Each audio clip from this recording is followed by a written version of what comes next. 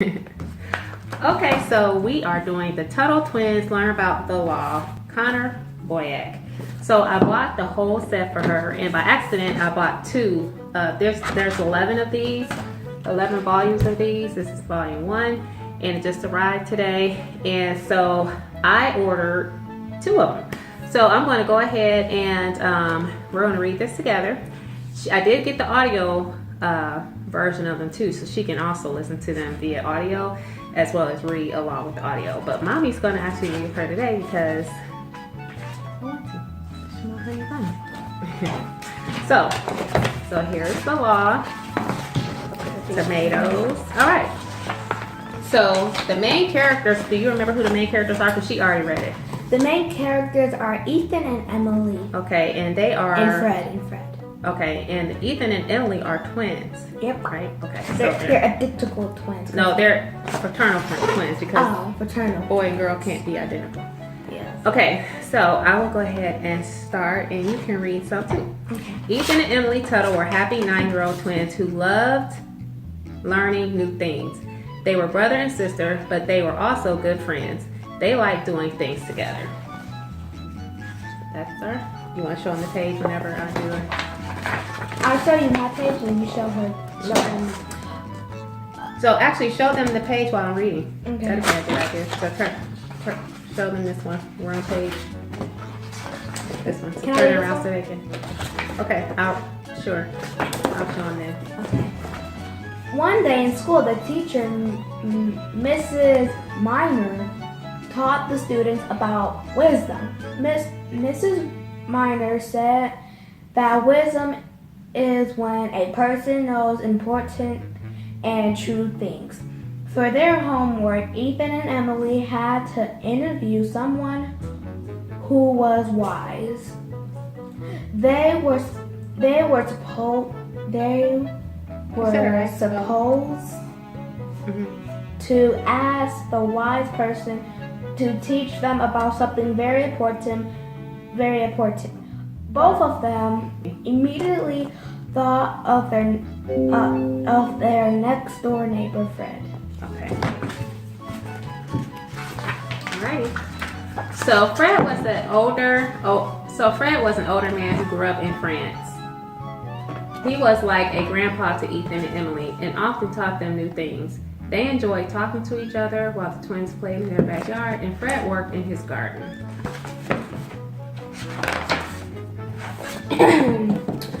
Fred seemed to know a lot of interesting stuff. The twins could ask Fred almost anything, like how clouds got their different shapes, or how gasoline makes our car engine run, or how hummingbirds seem to float in the air. He seemed to have an answer for every question. He would be the perfect person for the interview. After school, Ethan and Emily dropped their things off at home and hugged their mom. They gathered up some notebooks and pencils and ran across the lawn to Fred's house. The twins knocked on his door, and Fred opened it, greeting them with a large grin. "How are my favorite neighbors?" asked Fred. The twins smiled. They liked being the favorites.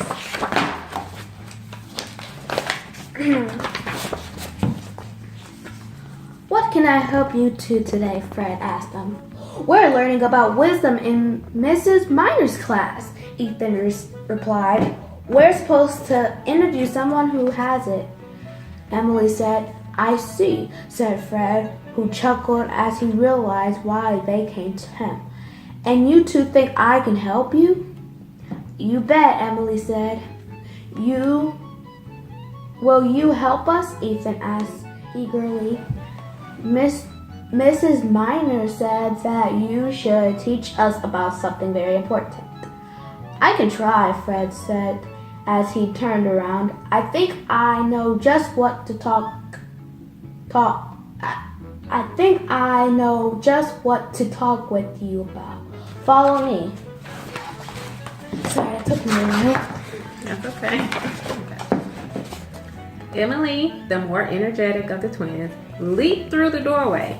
Ethan walked in behind her, and they followed Fred upstairs to his office.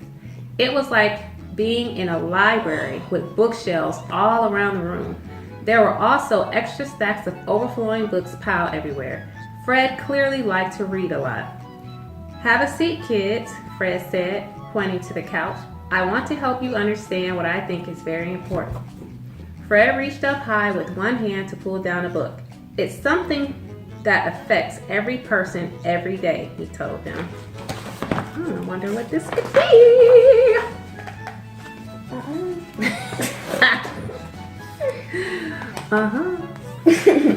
The Tuttle twins were curious. What could it be, they wondered. Ethan was very clever and liked trying to figure things out. He asked if it might be something about food, since we all eat every day. Emily had a creative image and had a different idea. Creative imagination. Creative imagination and had a different idea. "I bet it's about the sun," she said, trying to guess. "Those things are important, but I have something else in mind," said Fred. Moving right along. It's very short. "What is it?" Ethan asked excitedly. He was getting more curious by the minute. Fred held out the book he had taken off the shelf. "This," Fred told them. Ethan and Emily read the title of the book, The Law. They couldn't quite pronounce the author's name, Frederick Bastiat. Frederick Bastiat. I think that's what it is. It looks French. "My parents named me after this man," he explained Fred. "He taught people many important ideas about the government." You show me closer. That's how you spell his name. Let me see if I could try saying That's it. gonna be backwards on the screen. Let me see if I could try saying it. Frederick Bastiat. Bastiat. Yes. Wait, how do you say it? Frederick. Frederick Bastiat. That's easy to say. Once you hear somebody say it. Cheater, pumpkin eater. Well, excuse me for telling me. Okay. The twins glanced at each other with a look of confusion on their face. "The law affects us every day?" Emily asked, looking up at Fred.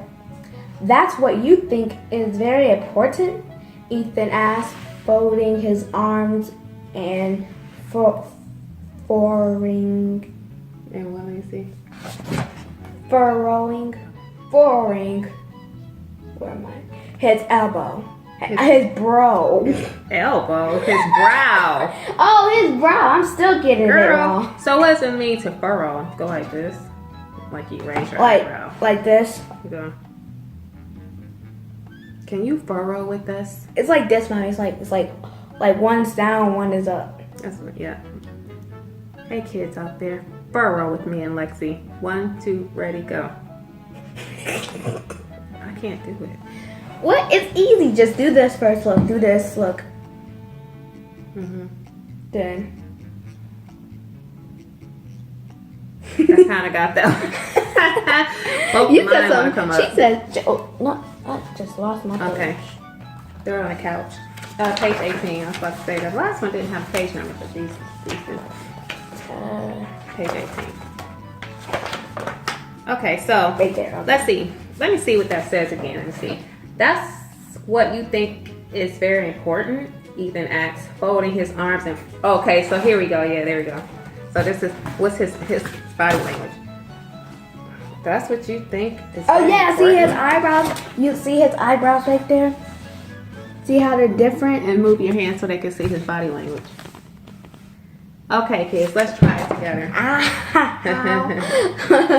All right, ready? Let's say what he says and let's do what he does. Hold on, let me bend it.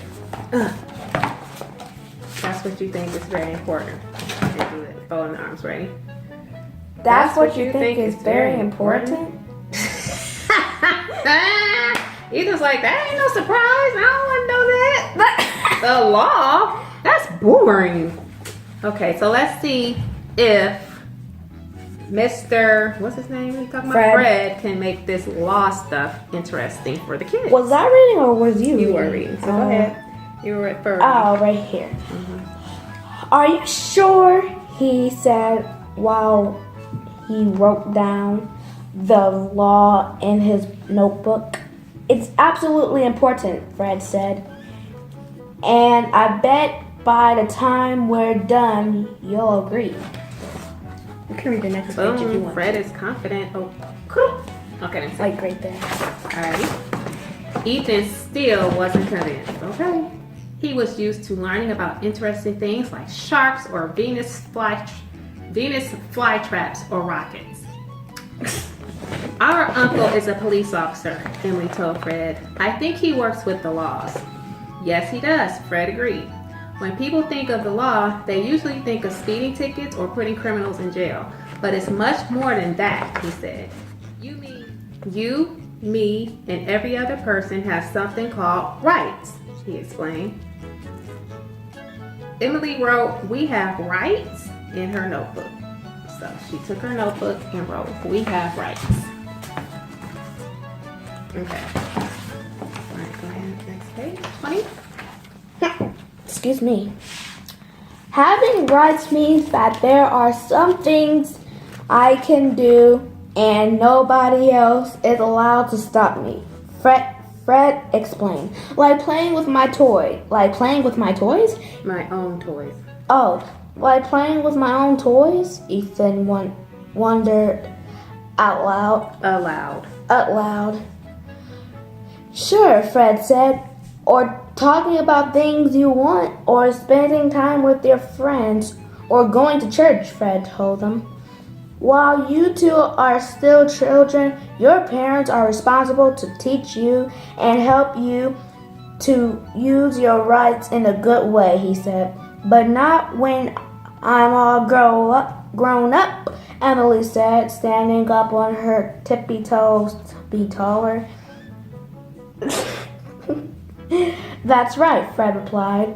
As adults, nobody else should stop you from using your rights. You'll be responsible for yourself. Ethan wondered what he and Emily would look like as grown-ups. What would they do with all of their rights? Okay. And then sit up when you hold the picture up.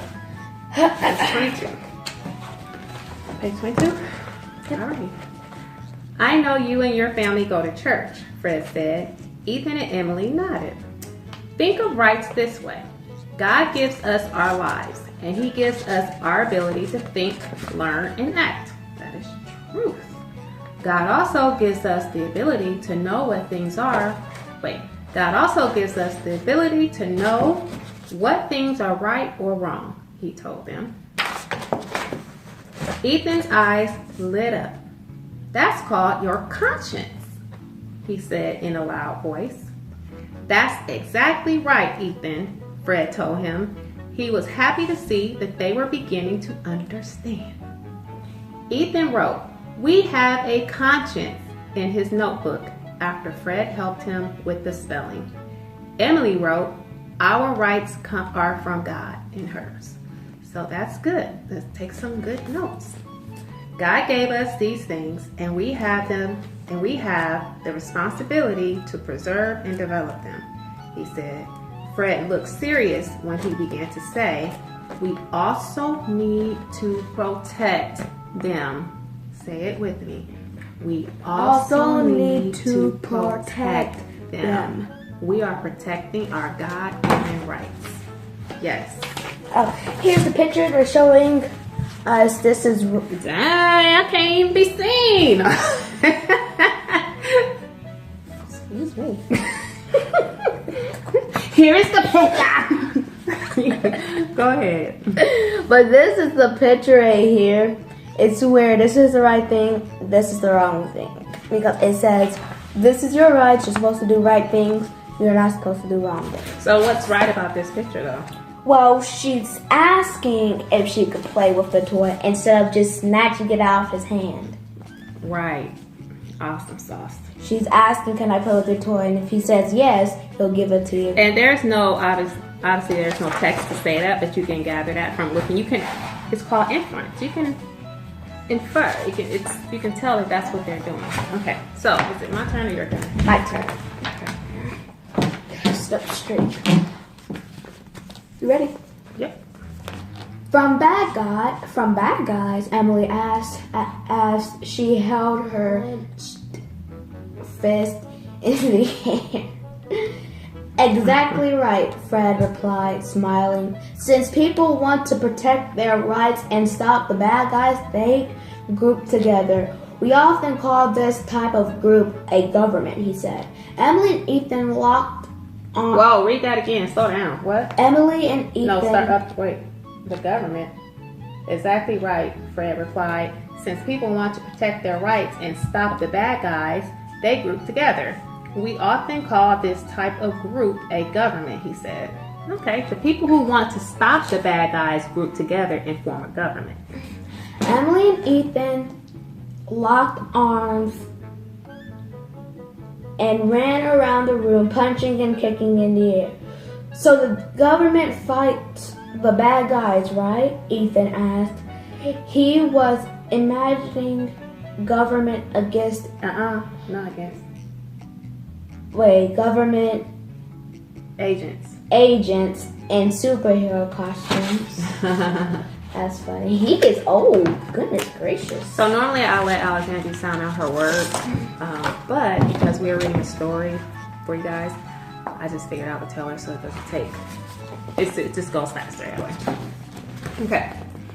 That's the idea, Ethan, but it doesn't always work out that way, Fred told him. In many cases, the bad guys can become part of the government. Ooh. No, that's So not what good. happens when the bad guys become part of the government that's supposed to protect you? They stop punching and kicking. Their jaws dropped open in disbelief. Like, what? The government can become bad?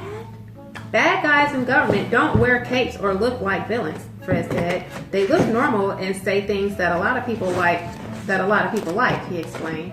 If there are bad guys in government, what do they do? He then asked for their next interview question. That's an important question, Ethan, noted Fred as he looked out the window. Let's go out to my garden so I can explain. Alexandria, your turn. Okay.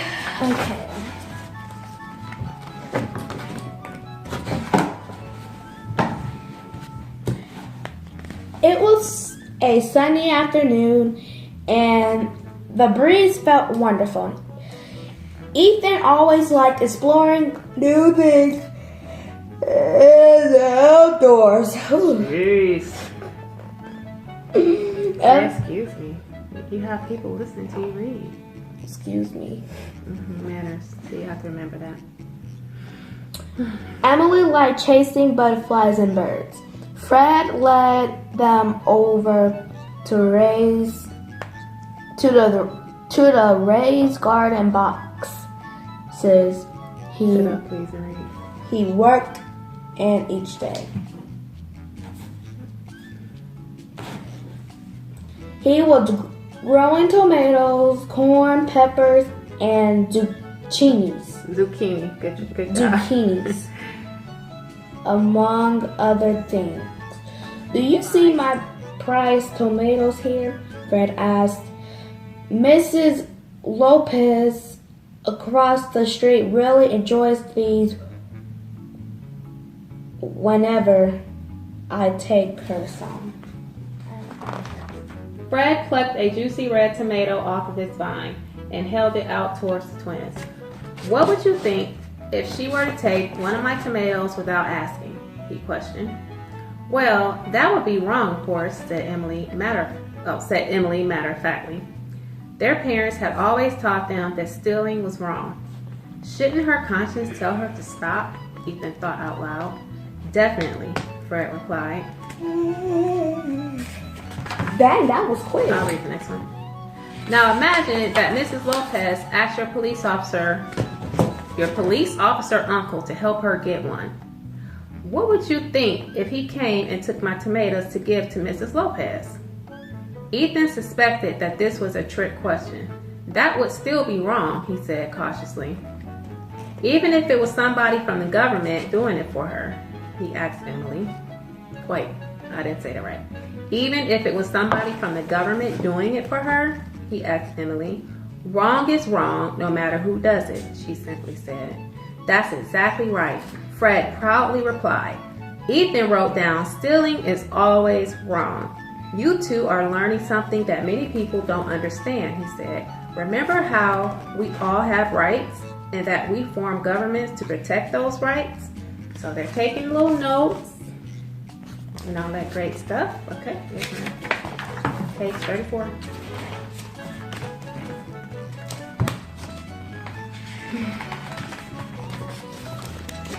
Yep, Emily said as she interlocked arms with her brother, ready to fight the bad guys. If something is wrong for us to do, it's wrong for the people in government to do, Fred told them. Ethan and Emily both nodded. Wrong is wrong no matter what Emily said. Fred's cat Dusty had followed the group outside and began to make purring sounds. Ethan patted Dusty and asked, do bad guys in government take your things, Fred? Fred, let's go into the kitchen so I can explain that, Fred said. The twins raced to be the first inside.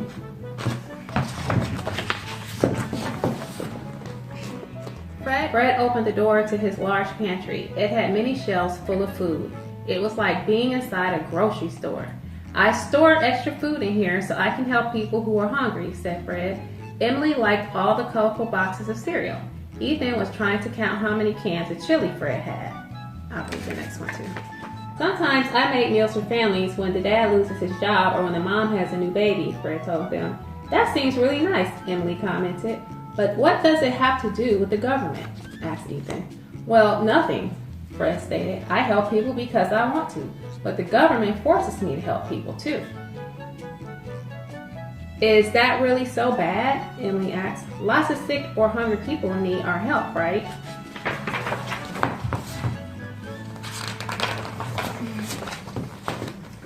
Remember my question about your police officer uncle taking my tomatoes for Mrs. Lopez? Fred responded. The twins nodded. It was always wrong to steal, they remembered. Just like that, the bad guys in government take my things and give them to others without my permission. Sometimes they take my things to keep for themselves or give away to their friend instead of helping the needy, Fred told them. They sound like they are pirates, Ethan said, imagining Fred walking the plank at the point of a sword.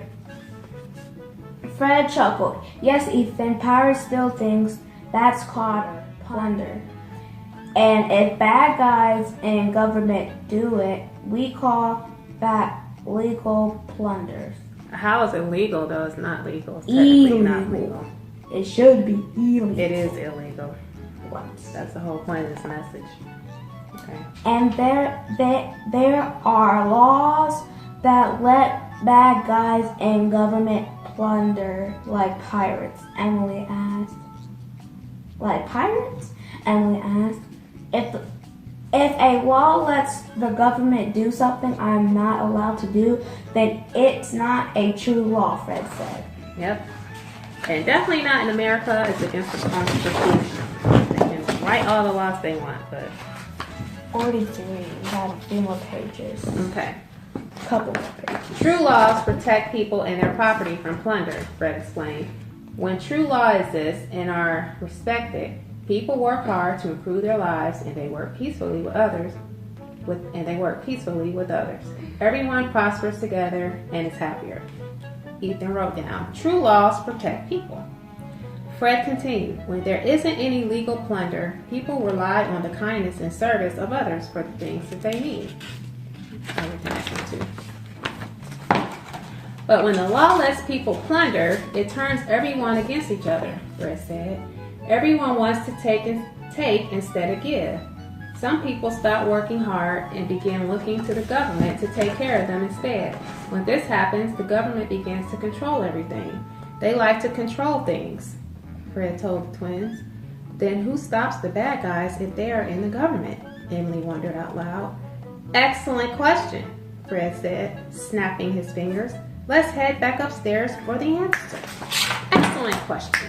Let's head upstairs for the answer. Excellent question. Excellent. How many pages do we have left? Let's see. Not a lot. Oh, We're almost done. How we can get this done. We have- Let me know if you want mommy to read the rest. We just gotta go to 53. We're done. What it says. The Okay, end. for page 46. Hold on, I feel like I gotta sneeze. You Okay. get tired this time. Fred walked back to his office and picked up his copy of the law again. When the government does bad things, it's hard to fight back because they are very powerful, Fred said. Being bullied by a kid at school is bad, but imagine if all the teachers and the principals were bullies, he continued. I would probably run away from school, Ethan replied. So would I, agreed Fred. He handed the book to his interviewers. To his school? Interviewers? Okay. Yeah, so you have to relax. His interviewers. And so we fight back with ideas, said Fred. Like the ones in this book, like the ones I've been teaching you about just now. I'll read the next page.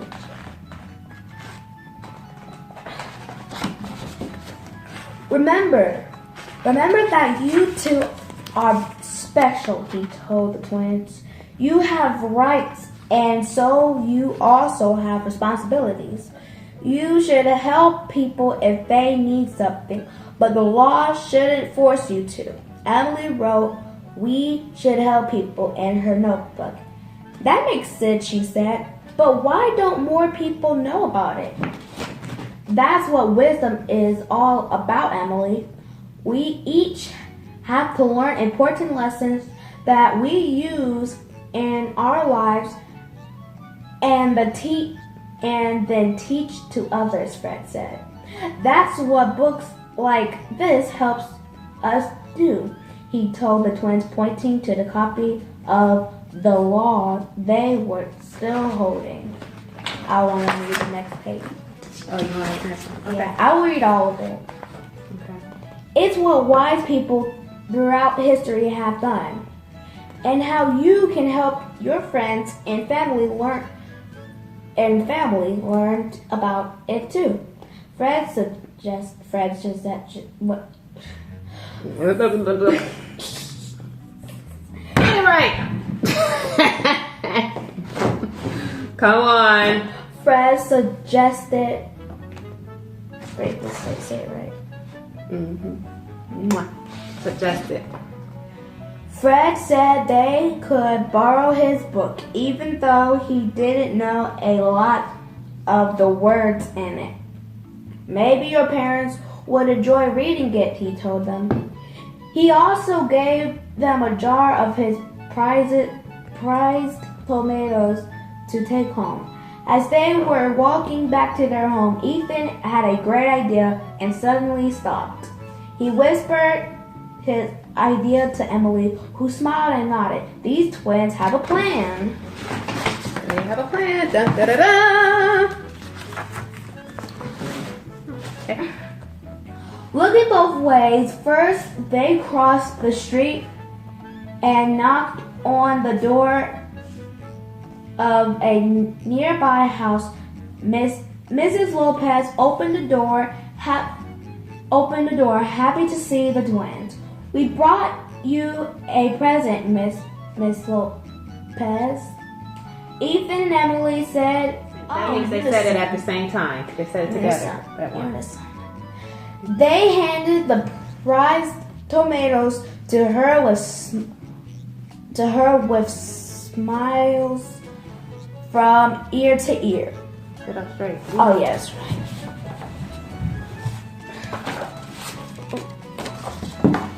You tuttles. You what? What? You tools. Oh, okay. That's Tuttle, honey. Tuttle. I mean, technically it could be a long U, but it's Tuttles. You Tuttle twins are very kind and wise beyond your years, Mrs. Lopez said. To thank them for their good deeds, she offered them each a homemade cookie. They felt happy that they had learned some wisdom that day. So, what did we learn from this book? That I actually learned that the government can be bad people. They can have bad people in it, right? Yeah, and that. Mm-hmm.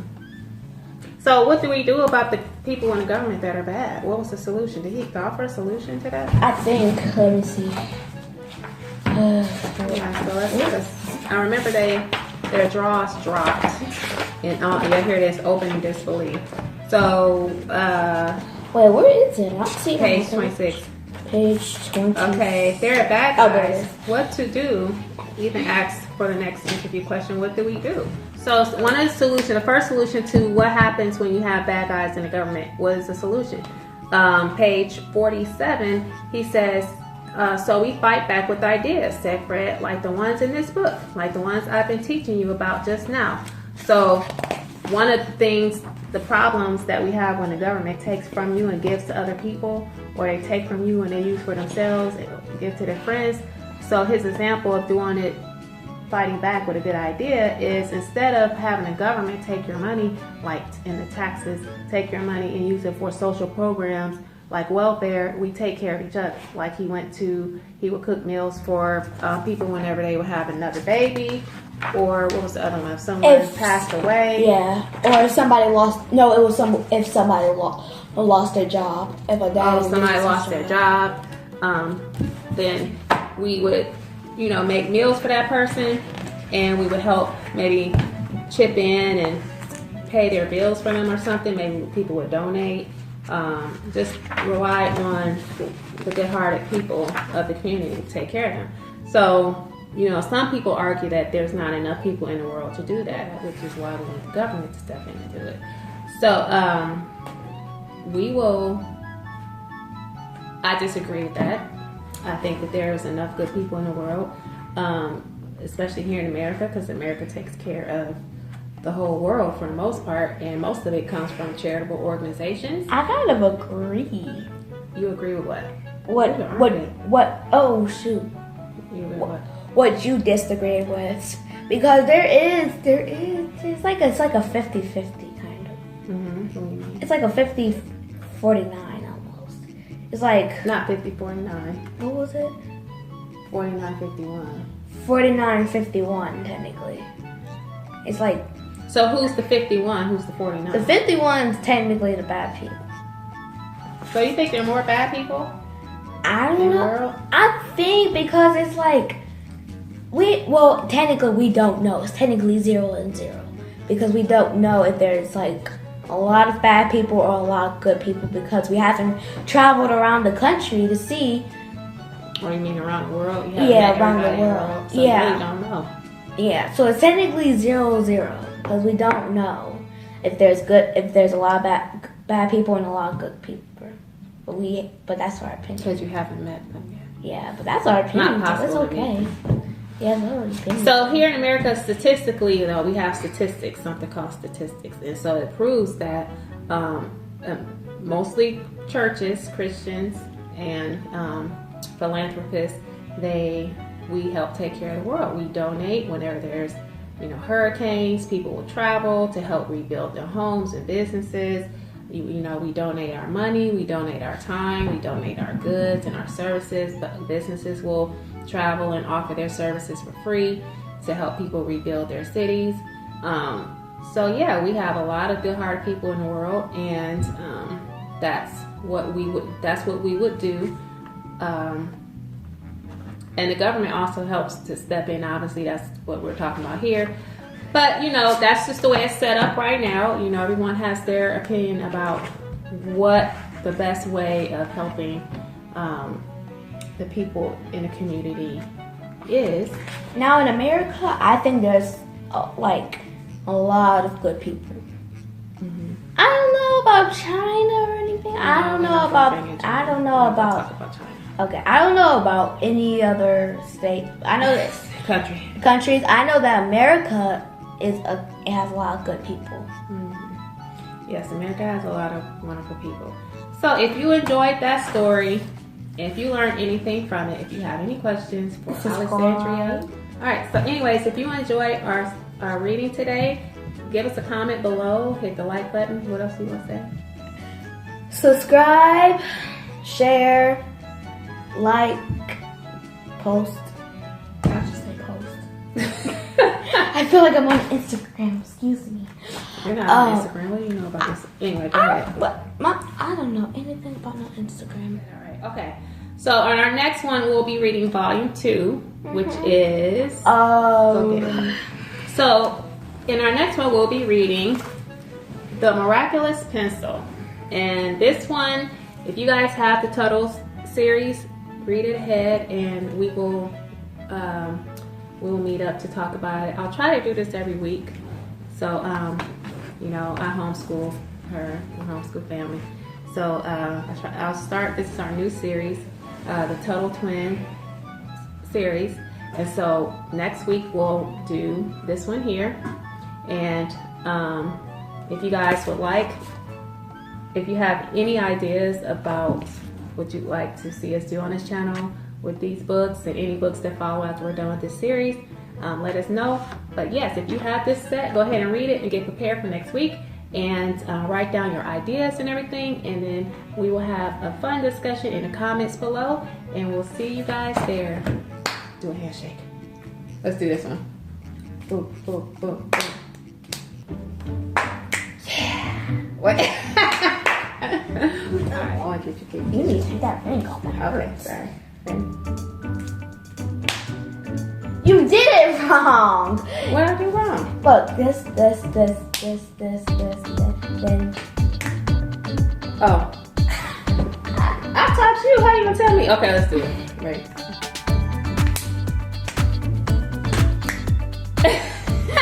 Don't forget the snap.